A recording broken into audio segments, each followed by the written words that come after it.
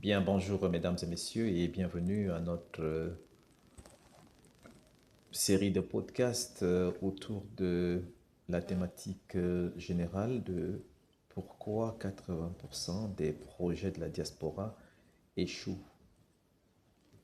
Euh, dans l'épisode numéro 2, nous avons indiqué quels sont les 5 piliers sur lesquels doit reposer un projet pour garantir les chances les plus élevées de succès.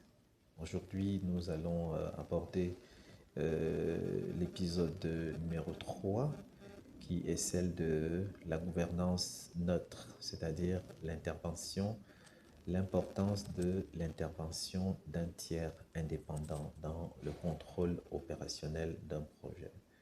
Vous savez, si la plupart des projets de la diaspora échouent, ce n'est pas parce que votre famille est mauvaise, parce qu'il y a aussi cet argument qui est généralement repris, à savoir que euh, nos familles en Afrique n'ont pas la compétence pour exécuter les projets, qu'ils n'ont pas le sens de la responsabilité. Non, si la plupart des projets échouent, ce n'est pas parce que la famille est mauvaise, c'est tout simplement parce qu'il manque un système. C'est ce que nous essayons, n'est-ce pas, de vous faire voir depuis le début, n'est-ce pas, des conversations que nous avons entamées. Et tout système repose sur une chose, un cadre neutre.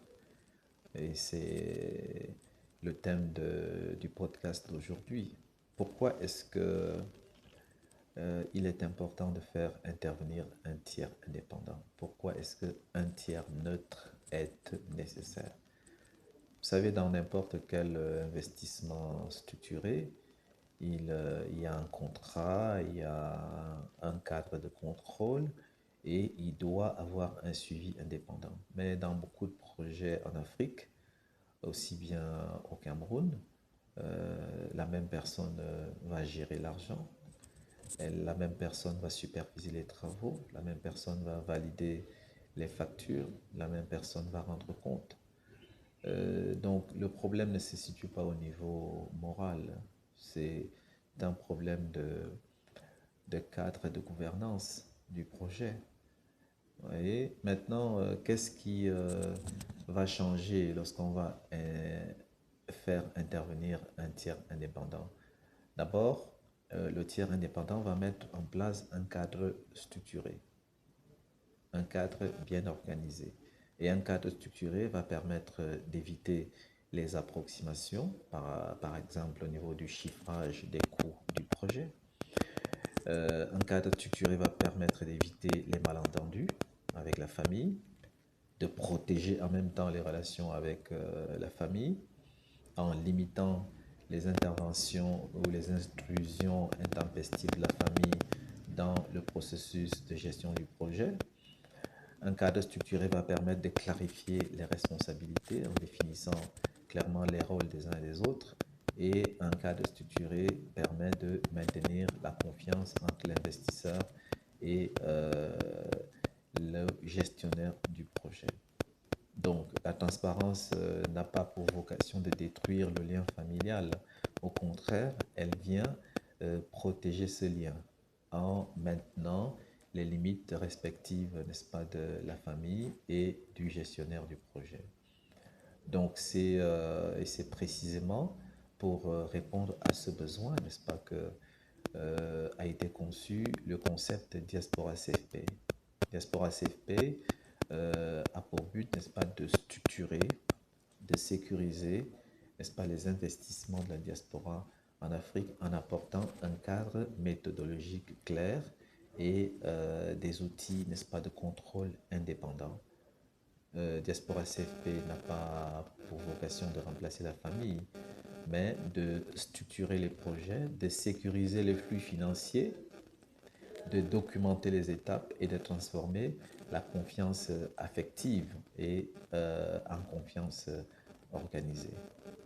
Autrement dit, la vraie question ici, ce n'est pas Est-ce que je dois continuer à investir? Non.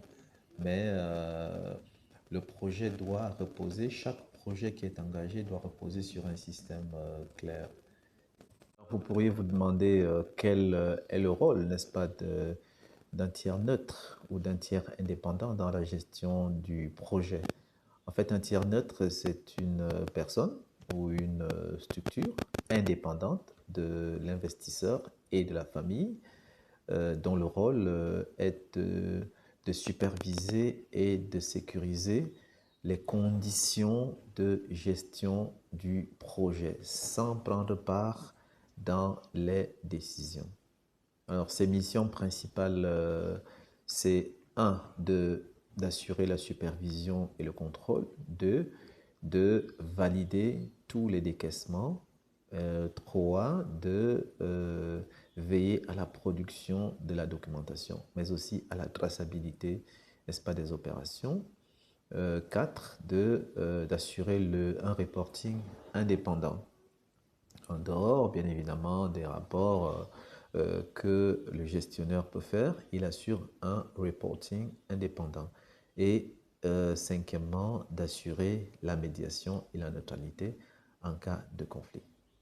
Si vous êtes intéressé par le rôle, n'est-ce pas, d'un tiers indépendant comme élément, n'est-ce pas, de protection des intérêts de l'investisseur de la diaspora dans des projets en Afrique, écrivez un commentaire mémo et nous allons vous envoyer un mémo détaillé qui